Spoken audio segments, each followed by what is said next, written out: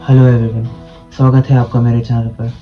आज जिस केस के बारे में हम बात करने वाले हैं वो केस रिसेंटली दिल्ली में हुआ है और तुम में से मैक्सिमम लोगों ने ये केस के बारे में सुना होगा। कैसे एक रेज, गुस्सा, जलन एक इंसान को हैवान बना सकती है। और ये केस एक परफेक्ट एग्जाम्पल है उस चीज़ का। साक्षी दीक्षित, जिसका मर्डर साहिल बेरहमी से कर देता है एक खुली भीड़ में, is terrifying. But the most terrifying thing is वहाँ 20 से 22 लोग निकल रहे थे, लेकिन किसी ने भी उसकी मदद करने की कोशिश नहीं करी। So let's talk more about this case, Mohammad Sahil Khan and Sakshi Dixit. Mohammad Sahil Khan, जिसकी लाइफस्टाइल एक आवारागर्दी करने के अलावा ज़्यादा कुछ नहीं थी। उसकी लाइफ में ज़्यादातर पार्टी करना, नशे करना और वही नशे की फ़ोटोज़ एंड वीडियोज़ इंस्टाग्राम पर डालना, बस यही था साहिल का जीवन। लेकिन कमाने के लिए कुछ ना कुछ तो साहिल को करना ही पड़ता था।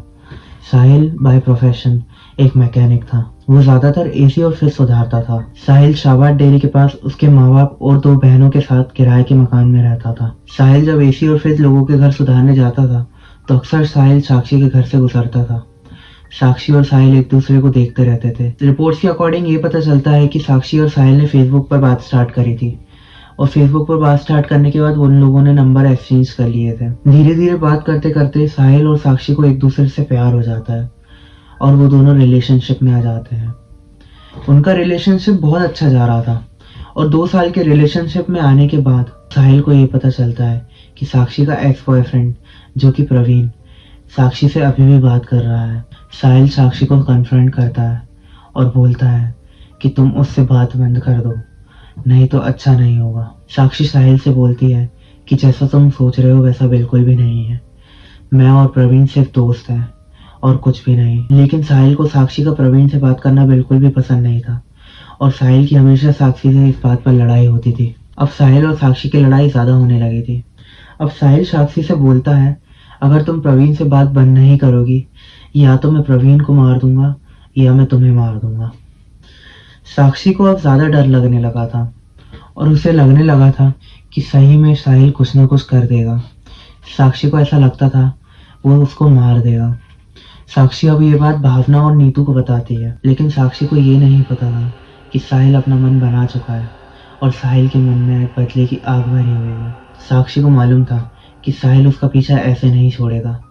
साहिल साक्षी को परेशान करते रहता था। 27 मई, भावना और साक्षी भावना के फ्रेंड के पास जाते हैं हेल्प के लिए। अजय, यानी कि झबरू, जो कि भावना का फ्रेंड था। साक्षी झबरू को सब बताती है कि मेरी जान खतरे में है और एक लड़का जिसका नाम साहिल, वो मुझे परेशान कर रहा है। झबरू, साक्षी और भावना साहिल के पास जाते हैं उसे धमकाने के लिए। झबरू, साक्षी और भावना एक पीपल के पेड़ के पास साहिल से मिलते हैं।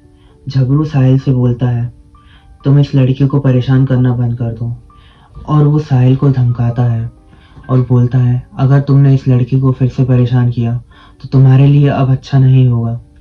साहिल इस चीज़ से डर तो जाता है, लेकिन साहिल के मन में अब और गुस्सा चढ़ गया था। 28 मई को साक्षी और भावना नीतू के बच्चे के बर्थडे में जा रहे थे। साक्षी भावना से बोलती है, तुम जाओ, मुझे वॉशरूम जाना है। भावना वहां से नीतू के घर नीतू के बच्चे के बर्थडे में चले जाती है। साक्षी अब अकेली थी और साहिल इस चीज का फायदा उठाता है। साहिल देखता है कि साक्षी अब अकेली है। साहिल रोहिणी में वही पीपल के पेड़ के पास साक्षी को रोकता है और उन दोनों की बहस शुरू हो जाती है। साहिल इतना गुस्से में था कि साहिल को कुछ समझ में नहीं आ रहा था। साहिल चाकू निकालता है और डायरेक्ट साक्षी पे वार करने लगता है।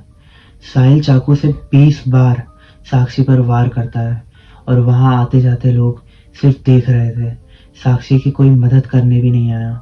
किसी ने एक बार भी नहीं सोचा कि उसे साक्षी की मदद करनी चाहिए। साहिल साक्षी को चाकू मारने के बाद वो एक बड़ा सा पत्थर उठाता है और साक्षी के सर पर मार देता है। साहिल यही नहीं रुकता है। साक्षी तड़पती रहती है, लेकिन साहिल उसे लगातार मारते रहता है। साक्षी को इतना मारने के बाद भी साहिल उसको और लात मारता है। साहिल बिना टेंशन के वहां से पैदल चलकर निकल जाता है। सिर्फ 2 मिनट के अंदर उस हैवान ने साक्षी, जो कि सिर्फ 16 साल की थी, उसको मार डाला था। साहिल मर्डर करने के बाद अपना फोन स्विच ऑफ कर लेता है ताकि पुलिस उसे ट्रेस ना कर सके। साहिल को अब पता था कि पुलिस उसे ढूंढना चालू करेगी, इसलिए साहिल अपने घर ना जाकर अपने बुआ के घर बुलंदशहर चले जाता है। जब रात 4 बजे साहिल अपने बुआ के घर पहुंचता है तो उसके बुआ का लड़का अमन गेट खोलता है। साहिल अमन से बोलता है कि मैं शादी से आया हूँ और थक गया हूँ, इसलिए आज रात में यहीं आराम करूंगा। अमन अपनी मम्मी को ये सब बताता है। उसके बाद साहिल को वो अंदर ले लेता है और आज रात के लिए आराम करने देता है। पुलिस अब साहिल को ढूंढना चालू करती है और साहिल कहीं पर भी नहीं मिल रहा था। पुलिस अब साहिल के घर पर पहुंचती है। क्योंकि पुलिस अब साहिल को ट्रेस नहीं कर पा रही थी, तो पुलिस अब साहिल के पेरेंट्स से पूछती है कि वो कहाँ कहाँ हो सकता है। एंड साहिल के parents they were too cooperative. वो पुलिस को सब बताते हैं कि वो कहाँ कहाँ हो सकता है। वो ये रिलेटिव्स के यहाँ हो सकता है या वो यहाँ हो सकता है। उसमें से एक उसकी बुआ भी थी। पुलिस अब साहिल को ढूंढने निकलती है और साहिल के पेरेंट्स ने पुलिस को जहाँ जहाँ बताया था कि जहाँ जहाँ साहिल हो सकता है, पुलिस उसे वहां ढूंढती है और साहिल पुलिस को उसकी बुआ के यहाँ पर मिल जाता है। जब साहिल को पुलिस पकड़ती है और वो पुलिस की गिरफ्त में होता है, he was not afraid of anything. Sahil police से इवन ये भी बोलता है कि उसे कोई भी पछतावा नहीं है साक्षी को मारने का। ये केस हमें ये बताता है कि हम में से कुछ लोगों में इंसानियत खत्म हो चुकी है। ये एक क्लीन केस है, पुलिस के पास सीसीटीवी फुटेज भी है और हमारे लॉ एंड ऑर्डर को बिल्कुल भी दिक्कत नहीं होना चाहिए साहिल को सजा देने में।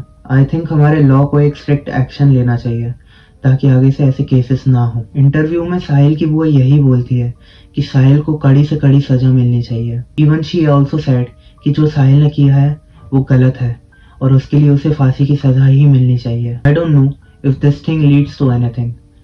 साहिल एक कलावा पहनता था अपने हाथ में, जो कि एक हिंदू रिलीजन में पहना जाता है, या he might believes in every religion, या उसका कुछ भी मोटिव हो सकता है इसके पीछे। खैर मैं इसमें ज़्यादा घुसना नहीं चाहूँगा, बाकी पुलिस तो इन्वेस्टिगेट कर ही रही है इसी चीज़ पर। आई होप कि साक्षी के पेरेंट्स को जल्द से जल्द जस्टिस मिले और आगे से ऐसा किसी भी लड़की के साथ ना हो। बट मैं आपको एक चीज़ कहना चाहूँगा, अगर आपके सामने कभी ऐसी चीज़ कोई हो रही हो, please have some guts to do something, ताकि किसी भी लड़की के साथ ऐसा ना हो। आई डोंट नो गाइस कि लोग इतना मतलबी कैसे हो गए हैं कि उनके सामने कुछ गलत हो रहा है और वो उसे बस इग्नोर करके जा रहे थे। Thank you guys for watching this video.